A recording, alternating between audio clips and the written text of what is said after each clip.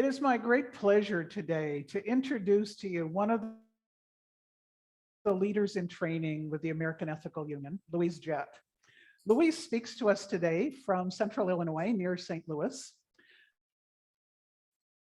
She currently teaches at Lewis and Clark Community College and has extensive experience in graphics and web design.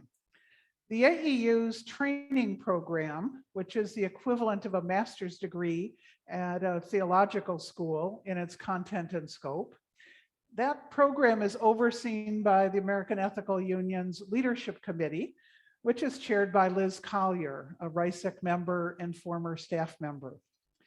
After completing a number of modules of study, leaders in training then complete an internship over 1 or 2 years with an ethical society. Louise is with us today to speak on tackling loneliness, one relationship at a time. Louise? Thank you, Joan. Let me share my screen quickly and we can get started. Good morning, everyone. It's an honor to be speaking with you today, and I thank you so much for the invitation. When I was a little girl, I lived in Sorrento. You can see it here. It's a small village in Southern Illinois. There's my childhood home, and right next door lived a gruff-looking stranger. You can see my house and his house right next to mine. He almost always wore a pair of gray, tattered, full-body overalls and one of those hats with the ear flaps, no matter the weather. His perpetual white stubble complemented his deep-set frown. He was a recluse, and I was immediately enamored with him. He reminded me of a much older version of the garbage man who carries Oscar the Grouch around on Sesame Street. When I saw him parking his bike on his porch one day, soon after we moved into our new house, I couldn't stop staring at him. My mom noticed and told me to leave him alone. She told me we didn't know anything about him and he was most likely a mean old man who didn't want to be bothered. I'm so happy I didn't listen to her. The assumption my mom made that our new neighbor wanted to be left alone is actually a common misconception. Contemplate this question. You're waiting on an elevator. The doors open wide, you enter, and they close behind you. As the elevator begins its ascent, you realize it's just you and one other person taking this ride. The silence soon grows uncomfortable. What's your go-to move? Do you stare at your shoes, pull out your cell phone, make brief eye contact, initiate chit-chat? Well, I will tell you that my go-to response is to initiate chit-chat, but it is understandable if yours isn't. Many people assume strangers want us to keep to ourselves, but research shows even small interactions with strangers can increase our happiness and give us an important sense of belonging. Many also assume they would be happier if others left them alone, but this is typically not true. Even those who said they preferred to remain in solitude while using public transportation actually found that interacting with other passengers made their ride more pleasant. I remember as a library student worker in college, the very first day on a job, a fellow student worker told me she did not want to be my friend. Right out of the gate, the first time we met. I'm going to be honest, it hurt my feelings a lot, but I shrugged it off and I did my work. Over time, we would talk a little, and in about 2 months of working together, she approached me while I was shelving books and said, "I lied, I want to be your friend," with a smile on her face. We had some great conversations in the library the rest of the semester. Here I am with some other friends I've met at conferences and events. They were total strangers before we got the opportunity to know each other, and we all remain Facebook friends to this day. Another mistake my mom and my eventual library friend made was thinking we could assume the worst in others, that we probably don't want to be their friends or that they don't want to be our friends. The friendships forged during my semester as a library worker and between me and my mysterious neighbor, who I came to know as Sunny, proved them both wrong. I began watching Sunny, waiting for the chance so we could meet. I was super outgoing. You can see me in these photos with my grandma and my sister Jenny on one side, and me and Jenny playing our guitar tennis rackets on the other. As I watched Sonny, I learned things about him, like how he rode his bike around town, cleaning up garbage and picking up cans to recycle. People actually called him the Can Man. I also learned that he played several musical instruments. I couldn't exactly tell which ones, but I would hear the live music wafting from his house. A musician, now I had to meet him. When I was playing in the alley behind our house one day, Sonny came out into his backyard. I think he was taking out the trash. I ran up to him excitedly and greeted him with a big smile and a loud hello. He looked at me, wearing his usual frown, for only a moment before smiling and asking how I was. I still remember his face and the way his eyes sparkled when he looked at me, not just then, but for the entire time I knew him. We were instant friends. I loved the tall, smelly cigar trees in his front yard, so I would play there often. I would roll the long green cigar tree seed pods between my small hands, staining them green while enjoying the aroma, which was piney and sour. I still remember the smell. All I had to do was knock on Sonny's door, and he would let me in. His house was dark, cozy, and full of musical instruments and oddities. I always felt safe there. He would make me hot dog pies, cornbread baked in a round pan with chopped up hot dogs in it, just in case you didn't know. He would always play his piano and accordion for me when I visited. He would sing to me and tell me fairy tales and other stories, and soon we were singing together and I was sharing stories too. After we had become close, I asked him why he didn't have any friends. Being tactful is something I continue to work on to this day. He said matter-of-factly, his wife left him and he blamed the church. I was too young to understand, but I remember realizing why Sonny was so alone. He felt betrayed by those closest to him, his wife and his community. I remember thinking he must have loved his wife a lot, and she most likely broke his heart. A sensitive child, I thought of the friends who had hurt my feelings, and I empathized with Sonny. He hardly ever talked about his past, and he told me I was one of the only people he actually liked. This made me feel special. Sonny and I would also talk about how he valued his privacy and preferred solitude. I couldn't relate. I never wanted to be alone. But I do understand that some people do want to be left alone, and I try to watch for social cues. Attempting to force a friendship on someone doesn't typically work out. So I'm not saying to go out there and forge friendships at all costs, but despite our differences, Sonny and I appreciated the value of our friendship.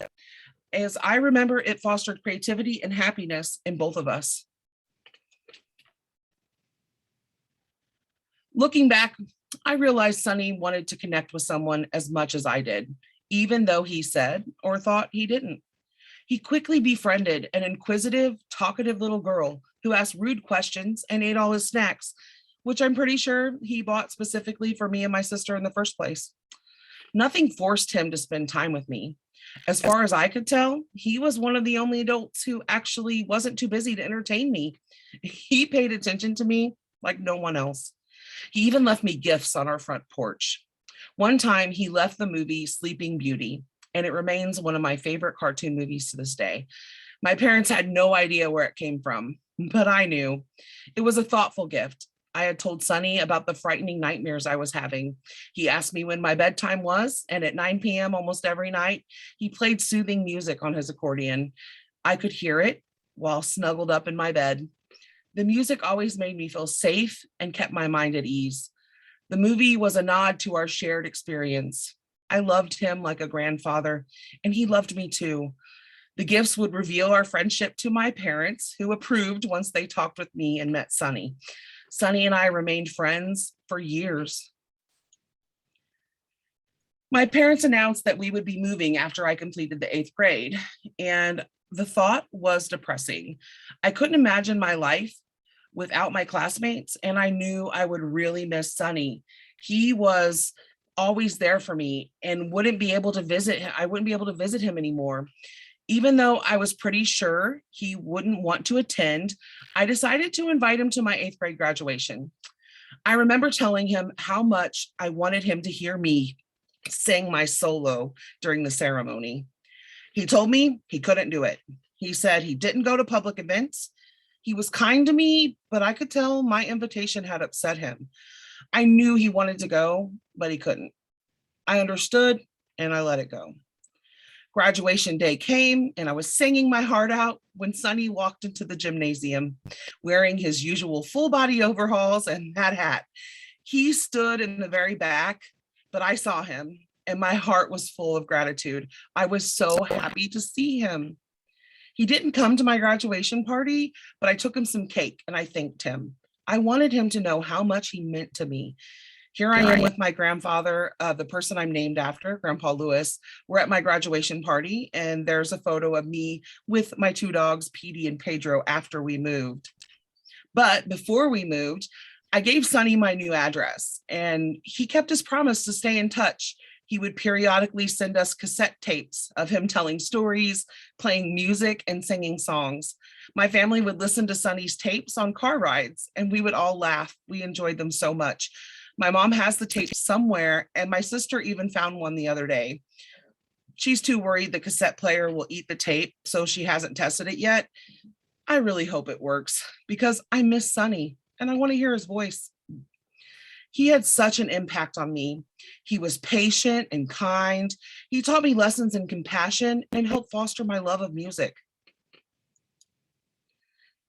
Remembering Sonny makes me think of all the people who, like him, for some reason or another, experience loneliness, especially during the pandemic.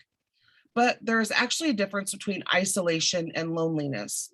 Physicians consider people socially isolated if they have fewer than 6 confidants, no spouse or partner, and no group affiliations. Those conditions make them less likely to have someone they can count on to listen, give advice, or even show them love. Social psychologists define loneliness as the gap between social connections you would like to have and those you feel you experience. You can have lots of connections and still feel lonely, but social isolation and loneliness tend to go hand in hand. According to a report from the National Academies of Sciences in February 2020, 1/3 of adults 45 years and older in America reported feeling lonely. People with low incomes are often found to be especially susceptible. Almost half of those 45 years and older with annual incomes of less than $25,000 said they were lonely. And 1/4 of those who are more than 65 years old are socially isolated. This incredibly high rate of loneliness and isolation has led some experts to call it an epidemic and even a pandemic in its own. If you're lonely and socially isolated, you are more likely to have health problems. The Harvard study of adult development found people who had heartfelt connections lived longer, developed diseases later in life, and had better health longer on average than people who didn't have close relationships.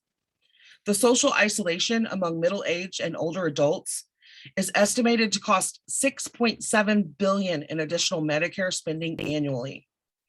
But older adults aren't the only ones feeling lonely, and loneliness isn't a problem unique to the United States either.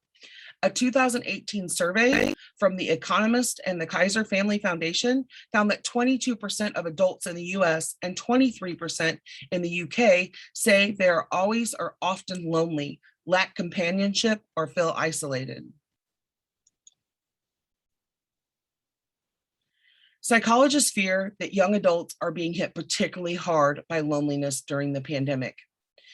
In a study conducted last October by researchers at Making Caring Common, 61% of those aged 18 to 25 reported high levels of loneliness. A Center for Disease Control and Prevention survey from June of this year found 63% of young people were experiencing substantial symptoms of anxiety and depression. The results of those 2 surveys paint a troubling picture of the current mental health and wellness of young people. I could go on and on citing research that indicates loneliness is a serious issue across all ages, because it absolutely is. But what can we do about it? On a personal level, part of the answer seems simple. We need to connect with one another more often. As I mentioned before, research indicates even when we think we don't want strangers to say hello or interact with us, we are actually happier when they do. It should no longer be taboo to talk to people on elevators and subways or to sit in the front seat on Lyft rides. You should pay close attention to body language and personal boundaries as you approach someone new, but you shouldn't avoid eye contact at all costs. Even brief eye contact can make people feel more connected and included.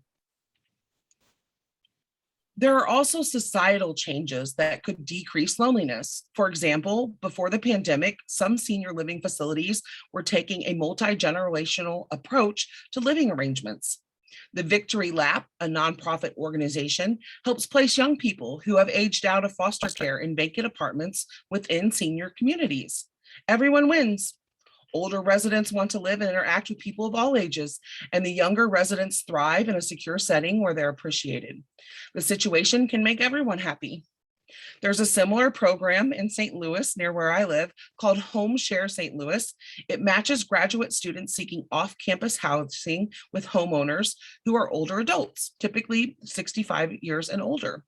Graduate students at Washington University pay a monthly rate to live with older adult homeowners. And there is even a home sharing program facilitated by the New York Foundation for Senior Citizens. It helps match adult hosts with extra private spaces in their homes or apartments with appropriate adult guests to share their space. One of the housemates must be age 60 or older. Here we see Amy, a 32-year-old home guest in Manhattan. After moving to New York from Iowa, she was matched with Maxine, and Amy said Maxine is a wonderful host. The home sharing organizations around the country didn't pay me to talk about this, I swear. I just love the concept of bringing people together in this way. I feel there are an abundance of opportunities to cultivate relationships across generations if we break down the traditions and barriers keeping us apart. If talking with strangers terrifies you, you can start small. Build relationships with the people you naturally interact with each and every day, like your neighbors or the cashiers at your favorite stores, while wearing your mask and social distancing, of course. You can graduate to talking to full-blown strangers from there. It could change your life and the lives of others. Again, you don't have to develop these elaborate relationships to benefit from these interactions. Research shows lasting happiness can come from frequent, small, positive events. Even before the pandemic, senior living facilities often solicit pen pals for residents. You can see the residents here introducing themselves to potential friends. I love Mary's photo. She doesn't have a little lamb, but she would love a pen pal. Even though COVID-19 still has us social distancing to at least some degree, some more than others, I think there are plenty of ways to reach out to one another without physical visits. I know it isn't the same, but playing games on Zoom with family and friends or calling your neighbors to check in can help them feel supported and connected. You can see from these screenshots that I enjoy Zoom gatherings, and I'm really happy to join you and your congregation today virtually. If Zoom's not for you, or you're looking for other ways to connect, you could write a letter or send a postcard to someone in a nursing home or hospital, or to an old friend or distant acquaintance to let them know you care. Just think of all the love we could spread if all of us just sent a handful of letters and cards to those who were social distancing and or isolating themselves for health or other reasons. That would be a lot of love, my friends, and it could be transformational. As I think of being in relationship with others and cultivating friendships, I keep coming back to ethical culture founder Felix Adler and his belief that our moral development is tied to helping others morally develop, and that moral unity is the divinity in all of us. One of the most effective and meaningful ways to foster unity and friendship is through relationships of empathy and kindness, genuine kindness. We can learn from everyone, and all of us should be treated fairly and kindly. Adler often expressed his beliefs that every human has worth and all of us deserve dignity. He greatly valued interpersonal relationships. In 1905, Adler wrote in his book, The Religion of Duty, Not everyone is rich enough to have a picture gallery in their house with portraits in it by the old masters or by the new. But everyone should have in their heart a picture gallery in which are hung portraits of their friends. They should be constantly busy retouching these portraits, adding a shade here and a light there as experience teaches. They should paint them lovingly, not uncharitably. They should visit this gallery often to contemplate the portraits that are hung there. The beautiful imagery Adler's words call to my mind is that of lifelong friends, family members, and even community members, like my students and fellow humanists. Felix Adler also said, the unique personality, which is the real life in me, I cannot gain unless I search for the real life, the spiritual quality in others. I am myself spiritually dead unless I reach out to the fine quality dormant in others. For it is only with the God enthroned in the innermost shrine of the other that the God hidden in me will consent to appear. This sounds like an endorsement of friendship to me. I will note he wrote God with a lowercase g. Sonny passed away in 1998, but he remains a part of who I am. So he lives on. I still appreciate friendships with those older and wiser than myself. I still invite my introverted friends and family members to join me at Zoom gatherings, fully expecting them to say no and loving it when they say yes. I am still unafraid of strangers and continue to assume the best in others, just as I did for Sonny and he did for me. I encourage you to do the same. Is there room in the gallery of your heart for a friend or two, or possibly even more? If so, together, we can tackle the loneliness epidemic one friendship at a time. Thank you for this opportunity to share my story and thoughts about loneliness. I appreciate your attention and time. Please stick around after platform. I'll be happy to answer any questions or talk further about this topic.